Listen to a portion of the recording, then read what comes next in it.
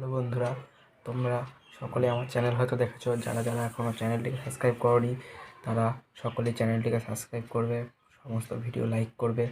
তোমরা আমার राम कृष्ण जगन्नाथ प्रेमानंदी ये क्या हुआ তোমার আমার মাঝে দেওয়াল তুলে দি सोना कितना सोना है सोने जैसा तेरा मन सुन जरा सुन क्या कहती है।